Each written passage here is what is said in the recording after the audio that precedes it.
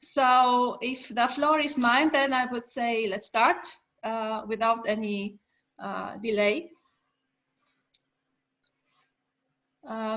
So the agenda for today, I would like today to be more a discussion than me talking about sustainable products and preaching things that you probably, all of you know in a way or another. So I would like to start with some ice-breaking thoughts just to bring us to the mood to think about sustainable design in a certain way. Then we'll go through discussion with the sustainable product design. We will also look at what life cycle strategies to reduce consumption we have today. I will give you a green design checklist if you want to use it for your products, if you're working on an idea or you have a product in mind.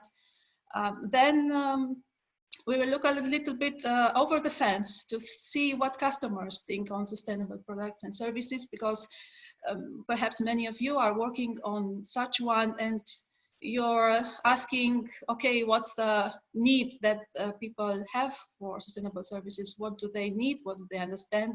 And what's the necessity there? Brand sustainability and media influence is something very important, and you will see why media can very much influence the promotion of sustainable products. How a company as Lemonade has made it into a big market which is dominated by very well-known brands. We'll see a little bit about this case. And then we will talk about something I really like to discuss, which is the role of the SDGs, Sustainable Development Goals, in product design. And at the end, I will be very happy to take on your questions. And also, perhaps during the presentation, if there is any question that cannot wait until the end, feel free to interrupt me and I will try to give you an answer, or we'll have a discussion. So, as I said, something to bring us to the mood to think about sustainable products, sustainable services. Here is a quote from Lisa Smith, The Disposable Society, An Expensive Place to Live. And she says the following: we live in an age where everything gets thrown away. From disposable cameras to disposable diapers, few products marketed to consumers are made to last. But what many consumers don't realize is that this throwaway world was largely made by design. Manufacturers call it planned obsolescence. Planned obsolescence may seem like a sound profit strategy. It's great for revenue when people buy stuff and then they have to buy more stuff shortly after. But that shouldn't come at the cost of actual people or our planet. It's time to flip the script. It's time to design products that last. I don't know what is your opinion about this, but for me, it's a great quote to start the presentation, because if I look around me as a consumer, and perhaps you also do this day by day, we are surrounded by a lot of products which are more sustainable or less sustainable, or products that really do not always fit our needs. So this, for me, when I read this, it came to my mind that I have to be more careful with the things I surround with. I have to open my eyes with the things that I decide to use or I decide to buy. And that maybe there is a time, and maybe the best time, to optimize our lives and to look very closely at what surrounds us in terms of products and services. Another very nice quote, which I like, I found it recently, is from Henry Dimbleby. He's the founder of Sustainable Restaurant Association in UK. And he says the following, it's very powerful: you can't fake sustainability. You have to live it in everything you do. Otherwise, consumers will get you and their loyalty will be tested. I think we all can agree that, yes, you can't really fake sustainability, and there's a very narrow line which we shouldn't cross. This is also the case of many cases of greenwashing. We see today in various industry or various areas of activity. So simply, you can't fake sustainability today. So what actually is product design and a sustainable product design? We actually have a definition from the World Commission on Environment and Development, which defines sustainable design such as the development that meets the needs of the present without compromising the ability of future generations to meet their own needs. When creating new products, both companies and product designers can advocate and design for the use of green materials, minimize waste and energy consumption.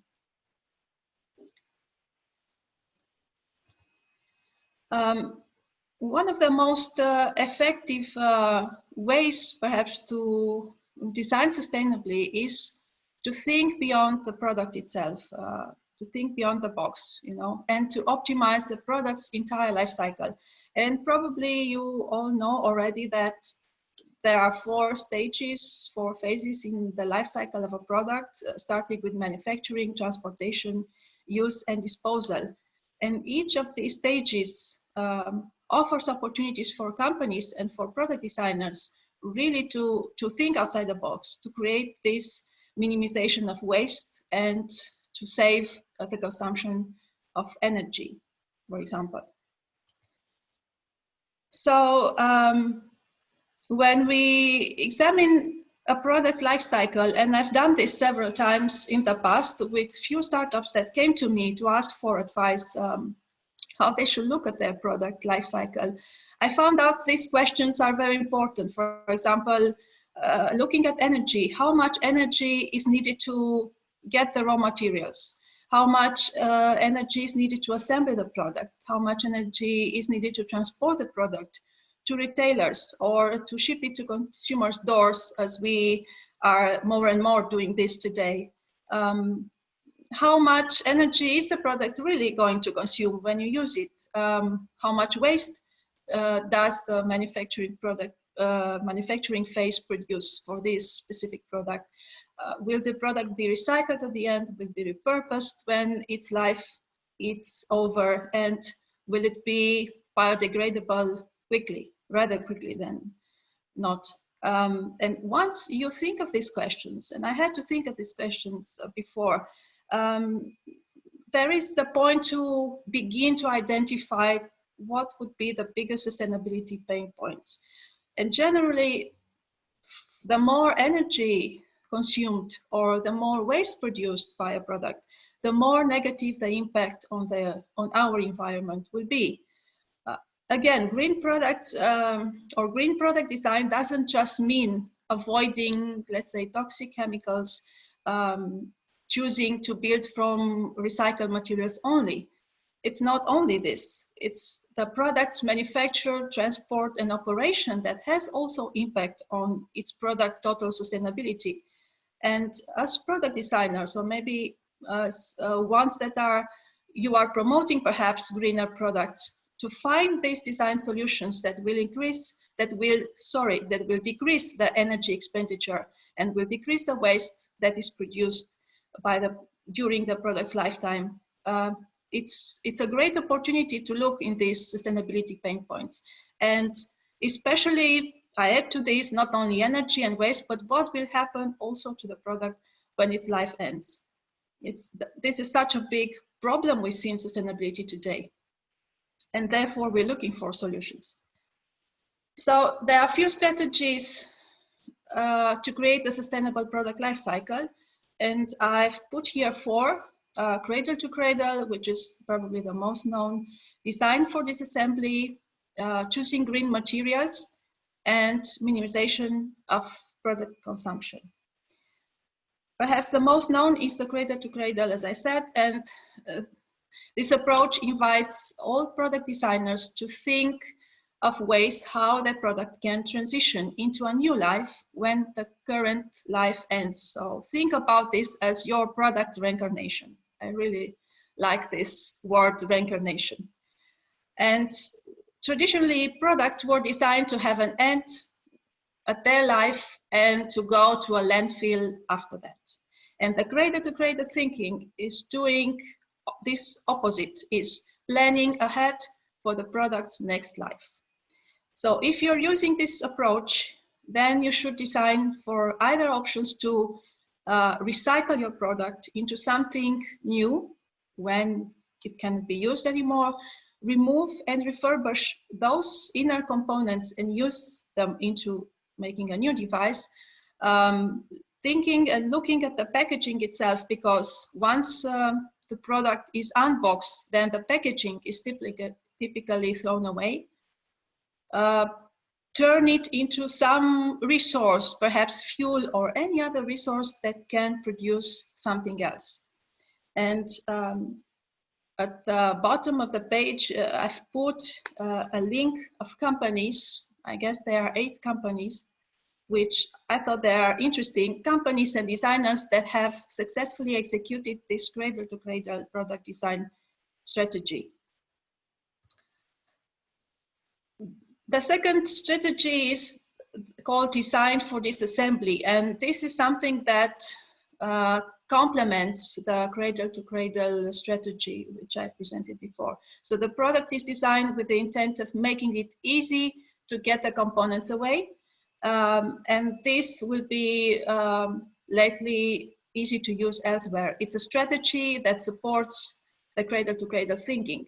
And the thinking in general is, if the product is too hard to take the product apart, it may never live that second or third life that your cradle-to-cradle life cycle planning should think about.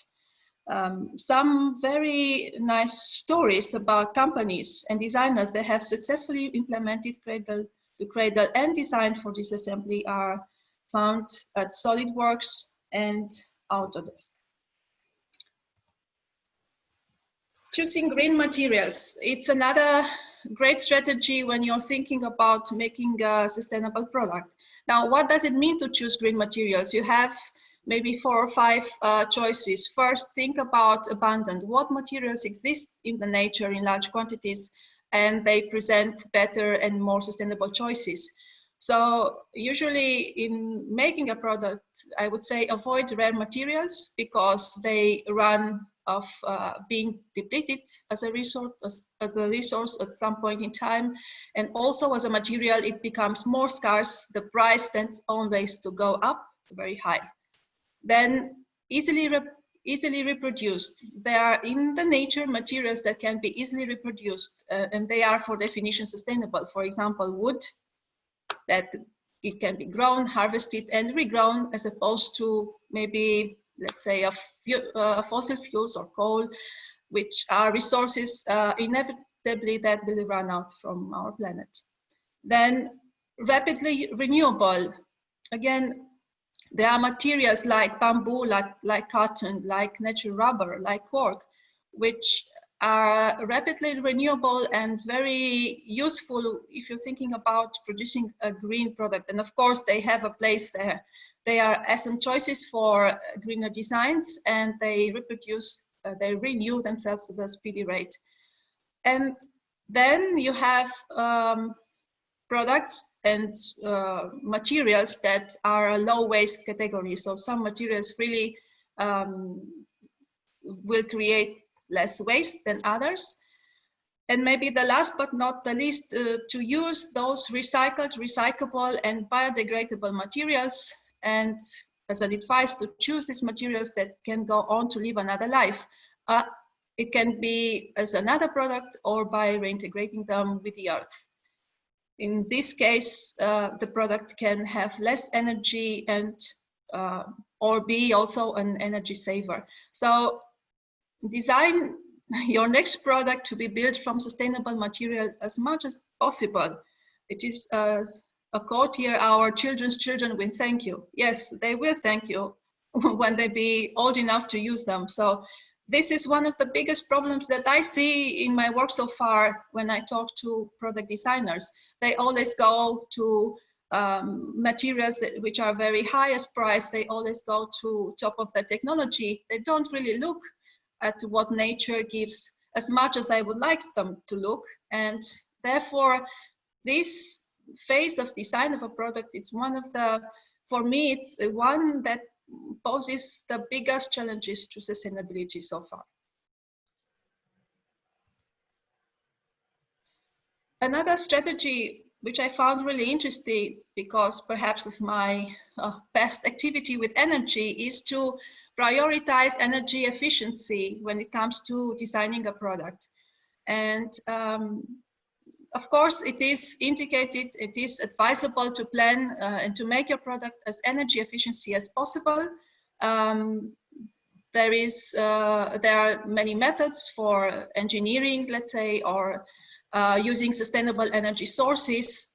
Also, there are materials that have low embodied energy, and these materials require less energy in the process to manufacture, to transport, to operate, and so on. Another thing related to your product is to consider the weighting of the product, if this is possible, and this can be considered. And this strategy is focusing on making your product with less material, hence making it lighter.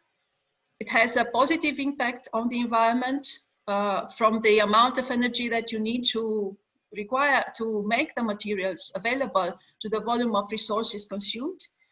There are few strategies here that support the light weighting efforts. You have a link here, you can go and check them. And the third, and perhaps the most important, is to lengthen products' lifespan. It is advisable to design a product that lasts very effectively on a longer term. And in fact, we have some green products that can be less green than a single product that lasts a long time. And here I bring an example you all know for using a single ceramic plate used over and over again. It's more environmentally responsible choice than using a stack of disposable biodegradable paper plates. Why? It's simple, because of the energy consumed and because of the lifespan of this product. So one of the easiest way to use, if you're thinking designing a product, is to make it more sustainable choices by using already existing materials and energy of the nature.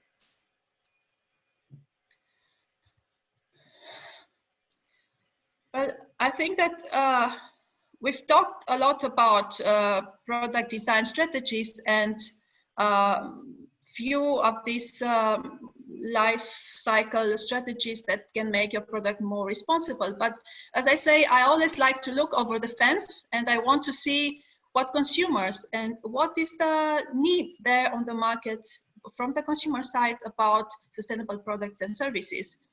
And of course, when we think about that, we have to see what consumers think based on their maybe age group. So I have here a research from Hall and Partners in UK, and something from Nielsen Global Survey, which you probably know. It's the biggest consumer survey in the world. And they say the following, that the generation Zoomers, so aged until 20, let's say 7 to 20, they believe that climate change and pollution are the most important issues today of their generation. 83% say sustainability is about addressing these issues in order to protect the environment. For them, sustainability is somewhere between saving the planet and saving the money. They don't really look at products in a circular way. They look only at the impact of these products on the environment, on climate change. If we look at millennials aged 20 to 35 and Generation X, so 36 to 49, that's my age category, for example, they are willing to pay more for sustainable products and services, especially because they want to invest money in creating a sustainable lifestyle. They are those who are looking at circularity. They are those who are looking to see if the product is really complete. They are also those interested to eliminate that planned obsolescence that I mentioned at the beginning. And let's say the third category, aged 50 to 64, it's very interesting that these are a category of consumers who want to pay more for goods and services from consecrated brands, which they know and they trust. They are looking for sustainable design products and that they are willing to spend enough money in order to preserve their lifestyle. So if you're a creator that brings on the market a product, think about how you can maybe, which is your preferred target group, and think how you can maybe mix together all these preferences and all this thinking, because as this shows, we don't think the same about sustainability. Perhaps you would not expect if we discuss about a sustainable product or services and you describe it to me, I might say, yes, it is sustainable, or no, it is not. It depends really about my understanding of sustainability. And it seems that we all have quite a different understanding of sustainability, depending also of many things. But one of the things is also our life experience and our age. And perhaps moving forward, this is something from Nielsen Global Survey, and this presents key sustainability purchasing drivers. And here it's very important that 62% of the people who were interviewed, they said they would buy this product if it is made by a brand or company that they trust. 59% that the product is known for its health and wellness benefits. And only 45% that the product is produced by a company known for being environmentally friendly. So you see, perhaps it's not as you would expect. On the other side, 43% said that the product, they would buy this product if it is made by a company known for its commitment to social value and committed to projects for their community. I would have personally expected much higher, but it's only 41, 43%. And only 34% said that they would buy that product because they saw it on TV and because they heard or they've seen on TV about the social and environmental good that the company or that product is doing to our world. And because we had this last slide, this brings me to the next topic. What is actually media influence on brand sustainability? And we can see today that customers have a strong desire for transparency and for information. This is extremely high when it comes to sustainable sourcing, fair trade, and community impact. Also, consumers demand authenticity, so brands need to carefully walk the line, and any entry into purpose-driven content marketing campaigns will backfire if there's even a slight chance of hypocrisy or greenwashing. And the CNN, which you probably know, it's one of the biggest media trust in the US. The CNN conducted in 2019 a global web survey, and it comes with quite interesting results. 73% of global consumers said that they will consider to change their consumer habits if this reduces their impact on environment. 64% of consumers, they expect that companies lead the change rather than their governments. And only 64% of CNN audience said that they would pay more to purchase sustainable products.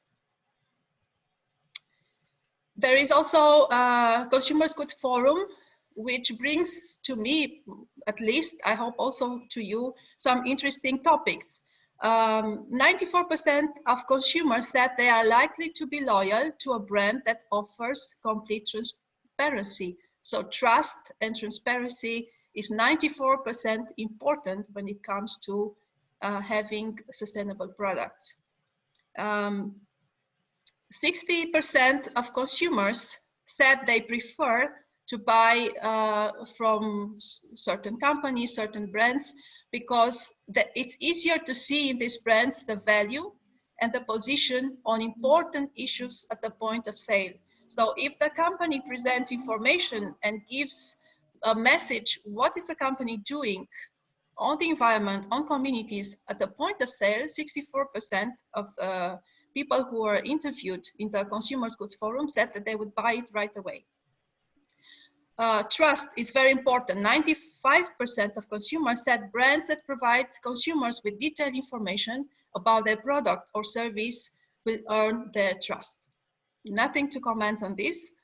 And the last, but maybe not the least important, consumers, 64% of the consumers said that they are willing to boycott a brand solely because of its position on a social or political issue. This is actually, since the last year when this Consumer Goods Forum was made, a staggering increase of 13%. So you see, customers demand information, they get this information, they process it, and they get more awareness about sustainable products, about actually those topics that interest them as consumers. So what does it mean as a conclusion? We've seen the influence of media, we've seen the influence of sustainability strategies. So definitely we need to have a space which is fair, which is meaningful and authentic, a natural space where brands, media, and consumers can meet and discuss all these things. And I personally wrote this, and I believe this, without this meaningful and authentic space, I believe that sustainability and the issues surrounding sustainability will, in some people's minds, be dismissed as a buzzword. And yes, today, sustainability is in danger of becoming another industry buzzword.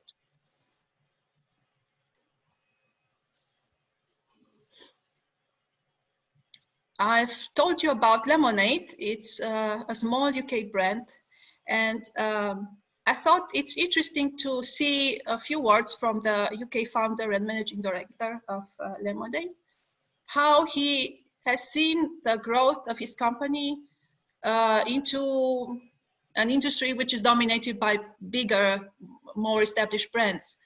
And what he said, it's very interesting. He says, our customers understand the value of what we do, and they are willing to pay a slightly higher price for a soft drink that isn't loaded with refined sugar, doesn't harm the environment, and treats everyone right down to the tea picker fairly and with dignity.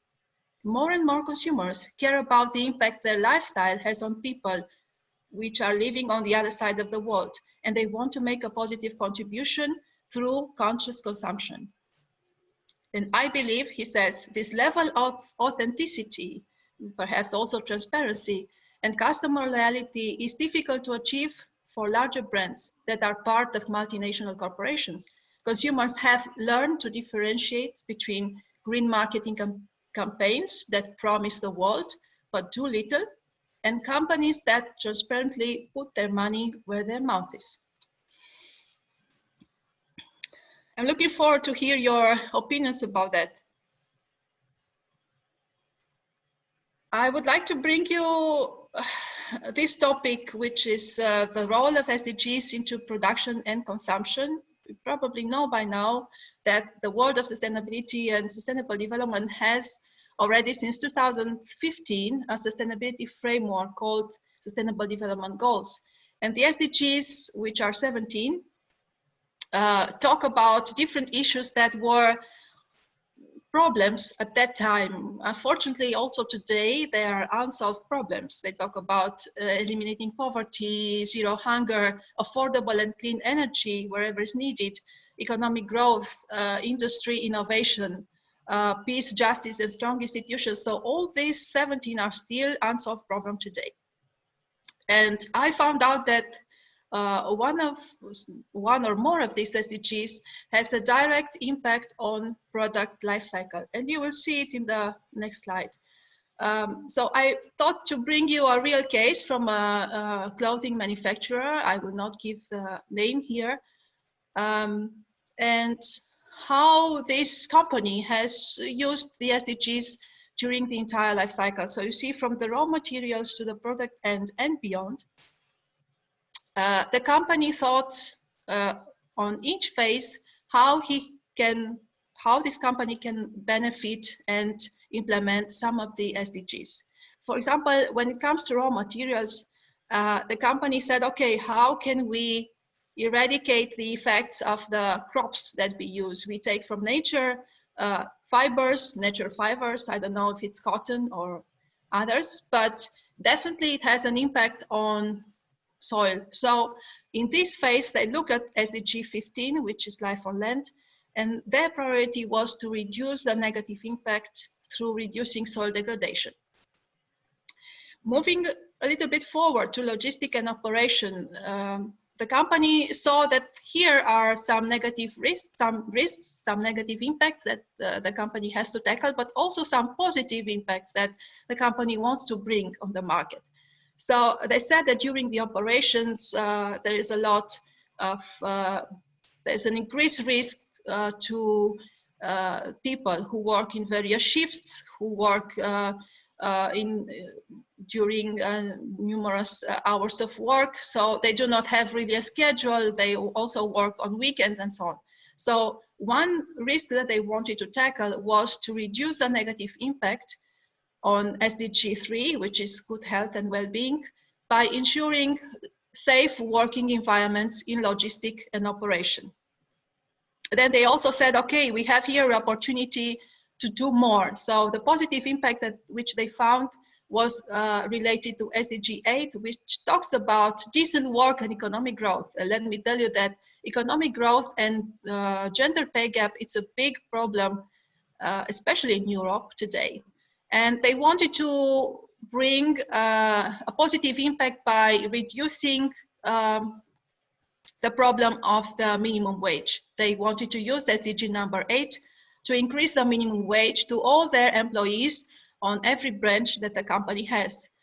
And perhaps moving forward to the product use, the company said, okay, we are selling clothing, but we made analysis and we realized that actually the fiber that we use, the process that we use in order to paint, to color, we are not really using natural colors. So we are using chemicals. So we have seen that there is a certain amount of water which our customers use in order to wash the clothing. And then there is the need for softener and all other products that can maintain a quality clothing. And so they start using certain ways and techniques and measures. They actually did a research how they can reduce this negative impact on SDG 6, which is clean water, by reducing the wastewater from washing their clothes. And also they had the opportunity to bring a positive impact by using SDG 12, which is responsible consumption and production. And how did they do this? They said, okay, at the end life of our product, most of our consumers are throwing away their clothes. They don't use it anymore. We don't really have any program in place to offer recycling, to offer buyback, perhaps repairing services. So why don't we do this? Because today in the world, the most of landfills we have are 80% made of clothing, which are thrown away at the end of their life. So the company came up with a program to buy back and to repair and repurpose services. And therefore, they reduced a lot the risk of filling more landfills, and also to bring a positive impact on the product. So this is how they looked at their entire life cycle. This is how they considered. Of course, it can be perhaps other SDGs in place, but I only took few, not to perhaps bring you too much information. But these, I thought, they are very interesting and can be a good consideration that you can take with you to look at your life cycle and to think where you can optimize it. I mentioned before that I have a green design checklist. Now, this is something that we also discussed before. Feel free to take it with you. if you think it's useful. It's just putting on a list the things which I personally find very important. And this is the checklist I use when I get questions about what should I do with my product. Can you help me see if I can bring any more to it, if I can close some sustainability gaps. And so the first is to optimize your product lifecycle, to think, to design for disassembly, which is a very big pain point today, and to choose those materials that are abundant and sustainable, which nature also provides. Then to make recycling part of your design strategy. It's also a pain point because today we don't have enough legislation and we don't have enough methods and technologies to do the recycling correctly.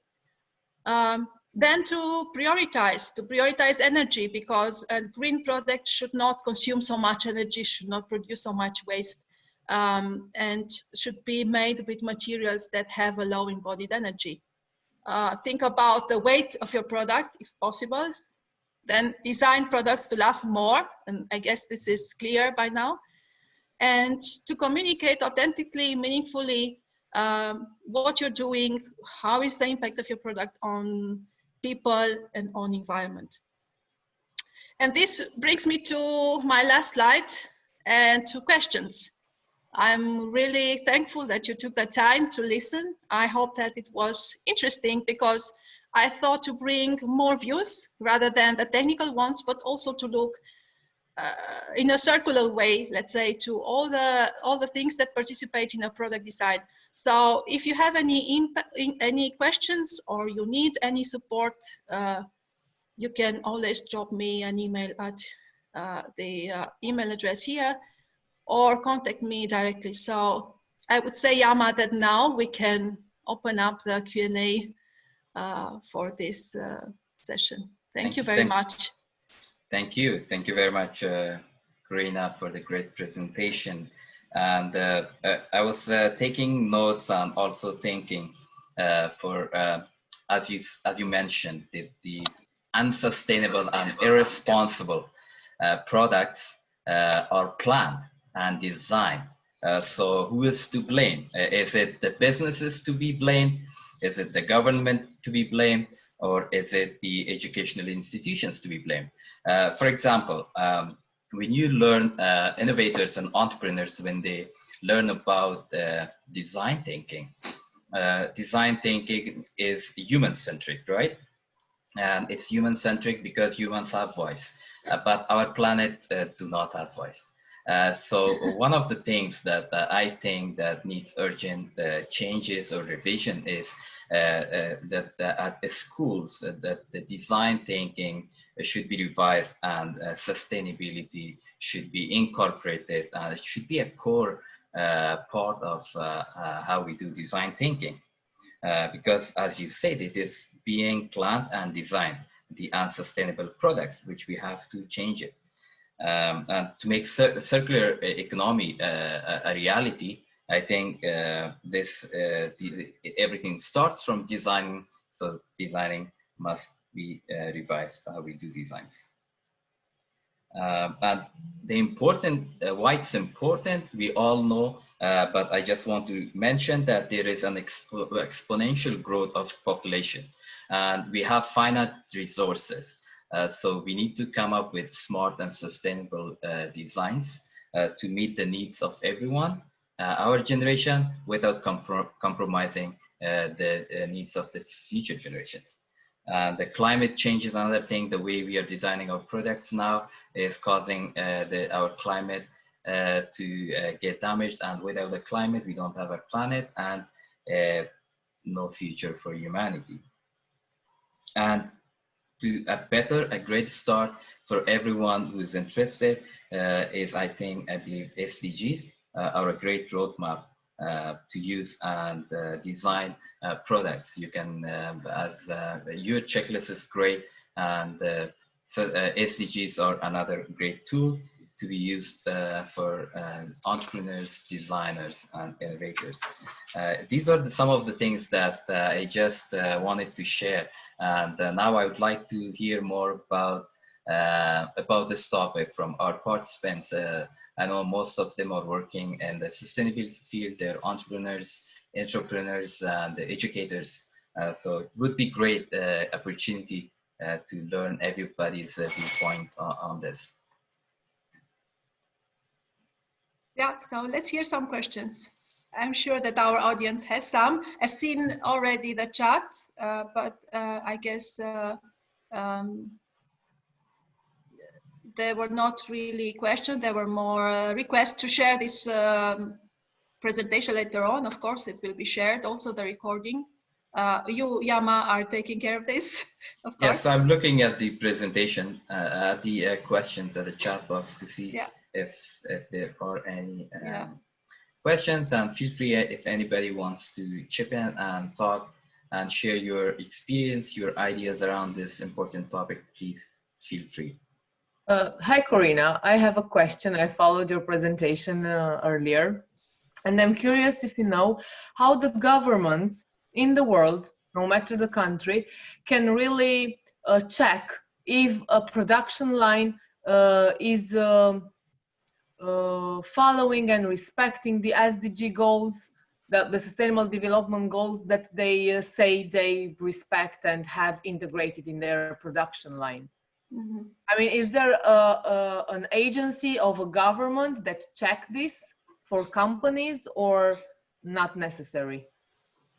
Well, thank you, Madalina. This is a great question. So it should be an organization. It should be someone who is checking. But as far as I know, the Sustainable Development Goals framework, it's still something very new for governments. I know, for example, in Austria, there is a department in the Ministry for Development that are trying to get as much information about the SDGs as they can. Of course, there is no recipe, and this I want to maybe to put in the spotlight. There is no recipe in the SDGs that you can take and implement. These are common sense statements, and of course also indicators that the country can take or not. They are not mandatory yet.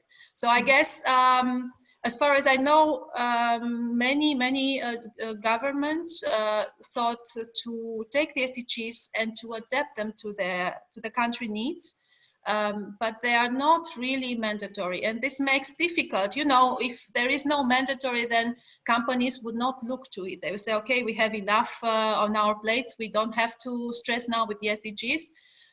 Also, there are models here and there of sustainable SDG implementation, but again, this takes time, and it really needs, from my point of view, it needs a group of experts to really look at the SDGs and not take it as a Bible, but take it as some framework that was developed at a certain point in time in 2015. Perhaps now we should add more to it, because in 2020 we have different challenges. We did not solve the challenges, we just added on top of the existing ones.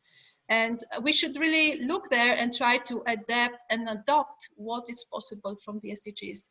I'm trying to do this, but it's very difficult. And so the answer to your question is, every government said, yes, we will make a national strategy that will have the SDGs in the center, but we'll adapt and we will adopt what is good from the SDGs for our country. So for now, it's more about the company's conscious. Yes.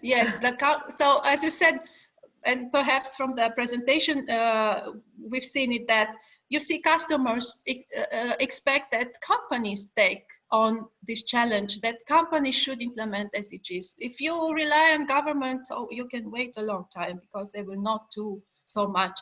But it is the small companies, the big companies that can do something about the SDGs. Mm-hmm. Okay, thank you, Corina, for the clarification. Thank you. I have a related question. Yes. So, currently I'm advising the Dutch government on some aspects of the energy transition. Yes, they want to go greener, etc., etc. But in that process, you know, they make some terrible decisions. And so what I find is actually that the governments are making things worse. I mean, so what they may do then with adopting these SDGs, so they'll be looking to companies to comply with all kinds of things, etc. Through their own subsidies and policies, they're actually reaching the opposite effect. I'll give you an example. Currently in the European Union, biomass energy is considered green. Why? Because it was a very complicated topic. So it was too difficult to handle when they took a decision on it. So they said, well, you know, we consider it green because you can burn it now, and then you can replant the trees, of course, and then, you know, the tree will grow so many years, and then will be full cycle. So it will be a CO2 neutral process. Actually, that's not what's happening at all. You know, for starters, trees are not being replanted, and actually you're harvesting primary forest for making wood pellets for creating so-called green energy, because all countries in Europe are reporting it as green, because that was how it was agreed. But they're destroying a lot of nature, they're destroying a lot of forest through their policies, and having a huge negative impact. You know, so I think before we should go to governments and make them adopt the SDGs, we should make them see, you know, the impact of their own behaviors. You know, I think that would be rather powerful. Yeah, I agree with you, Rob, that if you think about it, you know, it's like with sustainability experts. If you have a company and you hire a sustainability guy to do you a good strategy, you have to expect that that person has the right skills and competencies to do this. So if you think of a government of a country, perhaps your government is much more advanced in the Netherlands than, let's say, government in Romania or somewhere else. But still, you need to have some sort of mindset. I find it very important, some sort of mindset to understand what these SDGs are. It's not that you must be a professor or you must be 100 years or experienced, but you have to have a certain mindset that you can see exactly. Yeah. Yeah, so you make it a consideration in your decision making. Yeah. Yeah. Yes, yes, and as you say, you can't believe that if you destroy the forest and you burn it, that's going to be positive on the environment. You can't really think, because I've seen that a lot of people think this way, but they do not see the other half of the circle, because everything it's a circle. I came to see that everything we create is like a circle. You can't really look on one side and forget the other side. And I'm sure that there are a lot of experts in your country, but no, but the point, of course, is, and it is a related question: how do you deal with values and with trade-offs? Because the trade-off for the government is, gee, if we don't consider biomass as green, then we will not make our targets in 2030 and 2050. Yeah, I understand fully what you're saying, but I believe, and you should, if you're working with them, you should say it's not about the targets, because the targets are this. Sure. We have some targets this year, next year we have less, we have more. But what will happen when our children, our grandchildren, in 20 years, in 10 years, they don't have a forest, they don't have where to breathe air, they see everything deserted around. So this is the biggest impact, and this is why I always say the SDGs is not about let's make now, for tomorrow, for the next year. Is to think on long term. What do we do on long term? The climate is not going to get any better, that's for sure. So the least we can do is to act responsibly and preserve whatever we have left to preserve, and try not to destroy it. Okay. Because if we are running for indicators, if we are running for targets, we are again in the old mindset, and you know this very well.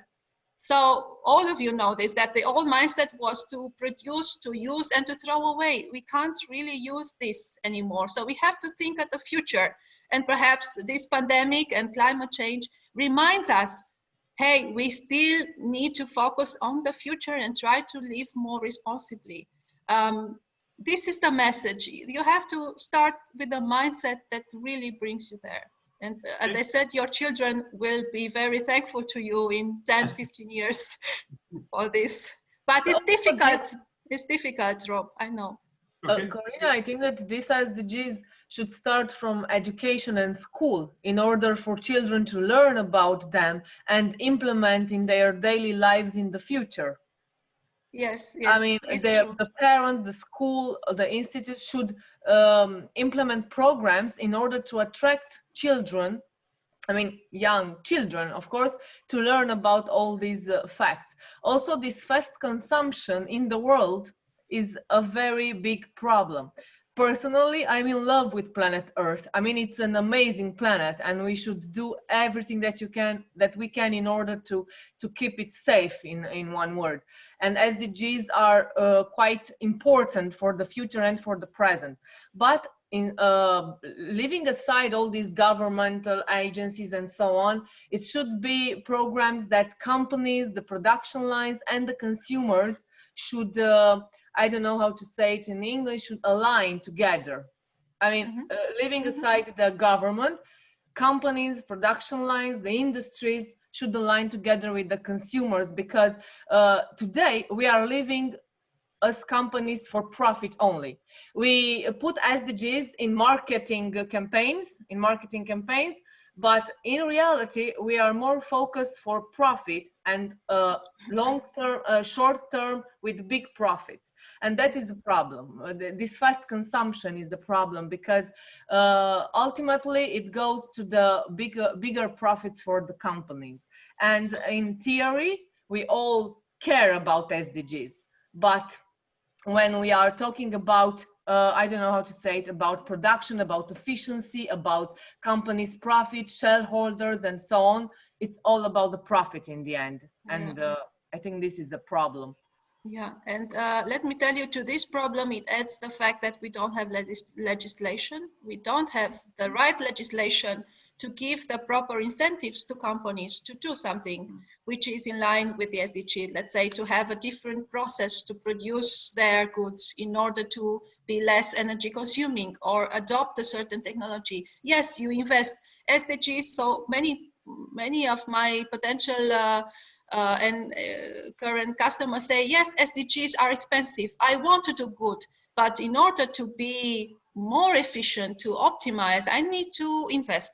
So if I invest, what do I get? Do I get only some recognition here and there and some post on media, Facebook? In fact, we don't have incentives. We don't have enough incentives. We don't have enough legislation. And therefore, governments can't be really a support for us right now. Perhaps in the future, in the next 10 years, 20 years. But let's say we decide as business environment, let's not wait. You know, we shouldn't wait. We shouldn't stay idle saying, okay, the governments will come and help us. And I think it comes from, as you say, from education, and not only for children, because they have these open minds and it's maybe more durable to learn, to teach them, but also for adults, because today there are a lot of people, a lot of adults that still throw away on the streets their garbage, still haven't learned about selective waste, still haven't learned about think about the water in the shower. I know maybe it sounds crazy, but when you take a shower, don't take it 1 hour. Maybe try to think that you could do it perhaps faster, save some water, or install in your home some systems to recycle the water. You can use it maybe like the Japanese use it for the other purposes, yes, in your bathroom. When you're doing something, I know we are free to do whatever we want to do, and that's something that I've been asked, oh, if I do the SDGs, it means I do not have freedom. No, you have freedom, but you should be conscious about what you're doing. Responsibility doesn't mean that you're not free to do, but you should consume with a certain limitation. And you know, Madalina, one of the SDGs, SDG 16, calls for citizens' engagement. Yeah, and citizens' engagement, what does it mean? Because probably the politicians didn't read about it. There should be their preferred SDG, maybe this SDG 16, which is called, which is calling about fair law and democracy and citizen engagement. They say like this: as citizen, as we are a voice, we can really discuss with companies and ask that companies and governments are more transparent in what they do in order to set up this strategy for sustainable development. We as citizens have not only the right, but also the need to get more informed, to get information, as you're doing, Madalena, as you're doing, Yama, as you're doing, Rob. You're learning, you're reading, you're looking for facts, you're putting them together, you make your own analysis. This means correctly citizens engagement. Yeah, and with you, I'm sure that people that surround you think in similar ways. So like this, if we would be a voice, then of course companies and governments should listen to the voice of customers, because in the end they make money with us, right? We are the ones who are using the products, we are the ones who are eating, who are consuming, we are doing everything. So we have to exercise, and I tell this also to my family, please exercise this citizens engagement, be more informed, try to get and to think with your own mind, and do not go for greenwashing, do not go for anything that you see promoted as green. First, think about it, try it, or maybe test it, or maybe discuss it, and then make your opinion about it, and then go and buy it if it really makes sense for you. So I am fully with you, Madalena. We should start with educating young and old. You know, we all need some piece of information. Okay, but the customer doesn't always have a lot of choice. Let me use the example of electric cars. You know, one of my favorite topics. You know, so after spending, I'm talking about the Netherlands now, but this is equally applicable to, you know, for example, the US and other countries. So, you know, there have been billions of subsidies given first to hybrid cars. Then it turned out actually hybrid cars it was nice to show the neighbors that they could drive fully electrical. But then, of course, you go back to your petrol engine because it was much easier and you had a bigger radius, etc. So then the government started paying, you know, we went totally electric, and we started penalizing, for example, diesel cars. Yeah, by having high road taxes, you know, making the taxes much higher. So diesel cars are now very, very expensive to drive. But it's demonstrable that modern diesel cars, they're for sure are much better for the environment and for all aspects than petrol cars. And actually, it's also becoming increasingly clear that electric cars are not so environmentally friendly at all. But of course, the Teslas of this world, they have this fantastic image. I mean, you said at the beginning, you cannot fake sustainability, but I'm not sure about that. I think there are quite a few companies very successfully faking sustainability. Yeah, you know, they Tesla are. is not sustainable at all. In the Netherlands, we have true green energy percentage right now of solar and wind and some other stuff. You know, even if I include biomass, it would only be 12%. That means for 88%, the electric car simply drives on gas or coal, actually. You know, because that's where the rest of the electricity comes from in the Netherlands. So yeah, the Teslas drive on coal in the Netherlands, you know, yeah, not on green.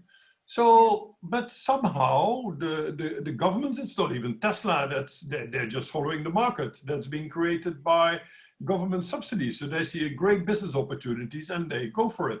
Other car makers are doing the same. They see a great business opportunity offered by governments and their subsidies, and they go for it. But the result is not a more sustainable world at all. You know, in fact, we're creating all these electric cars that in 20 years' time, they will all be destroyed because, you know, it wasn't such a good idea as people thought. Yeah, for me, it's also a very curious thing that renewable energy is not much more developed. You mentioned already in your country, there is perhaps some sources reach 100%, but still we burn fossil fuels to produce electricity, and therefore we are not green. And I always ask myself, why is this? Because, you know, renewable energy is outside, so why is it? It's not everywhere. And somebody once told me, you know, you can't make money from it. It's not really profitable as it is from the conservative sources that we know already from the fossil fuels, as you mentioned, coal and oil and stuff. So we are still burning gas to produce electricity in Romania, for example, or in Austria for a fact. And we call ourselves, you know, people that perhaps, I don't know if you have an electric car, but I don't have one. So you can't really think it's a sustainable product. And it was also something that I want to bring about electrical batteries. There was a lot of discussion about how they mine for those minerals that are used in the electrical batteries, how they mine for it in Congo, in other parts in Central Africa, really using children going in pits in 100 meters deep. And then these kids have no protection. They are working for companies that then take these minerals and bring it, and then we make those electrical batteries for electrical cars. So we cannot call ourselves sustainable, you're right. But you see, we will see probably another 5 or 10 years of such things, because the world wants really to bring this buzzword, sustainability. I've talked about it. Sustainability is at the risk to becoming a buzzword. Nobody will believe it if we continue in this way. And therefore we need, as companies, we need to really take a stand and to not compromise on it. It's a very good example. Thank you for bringing it. A lot of people believe electrical cars are the answer for the future. I've seen a lot of people buying these cars. Yeah, it's a huge trend today. Yeah, it was funny. I attended a conference where they were discussing this by Statoil in Norway. They're doing a lot of work on this, and you know, making trucks electric as well. And then, but they also had the example where they made their cruise boats electric, and they would all sink by the weight of the batteries. Okay. They couldn't stay afloat anymore. They were too heavy. So they had to go for a different solution if you want to, you know, use their major ships in a you know, away from dirty diesel. Yeah. Yeah, but you see, I believe, because of my background, I believe we should have a mix of energy today. I don't really believe we should have only green or only, you know, I believe that at the point we are today, when we are not fully developed on sustainability, we are still learning concepts, we are still thinking of solutions. We should be honest enough to say, hey, today we have a mix. We have a mix, and we should have the best mix, you know, to help renewable energy develop. But let's not say we are still green, we are all green and we are using only the greener solutions. This is the biggest lie. Yeah. All right. Yeah. Thank you. There was a comment from Tiffany regarding the Tesla cars in Netherlands. I think there's a misunderstanding. I think what Rob was saying, that because the electricity that comes to charge the batteries comes from coal, is not the green product. So, but they do all run on electricity. But if their electricity comes from coal, then is that a sustainable and green product? That's the question. That's what I mean. Yes. Yeah. Thank you. Yeah. Yeah, very great insights, and thank you everyone for contributing. If there are no other questions, maybe what we can do is, I wanted to experiment networking, as we are a couple of people here. If you want, I can create a breakout room, and maybe 4 or 5 of us in each room can go and do some networking, know each other better, for maybe 5 to 10 minutes, and we come back. If there are still more questions, we can answer, and then we can end our today's webinar, if that's okay with everyone. Yeah, we can do this. Problem. Sure. Very good. So I will create a breakout room, put about 5 breakout rooms, put everybody in it, and then we will come back. If you are done in your breakout room, you want to come back in the main room, I will be there. So, and then we can network and talk. So I'm creating the network. All right. Great idea. Thank you. Okay, open all rooms. Yeah. Very good. Is everyone joining the rooms now?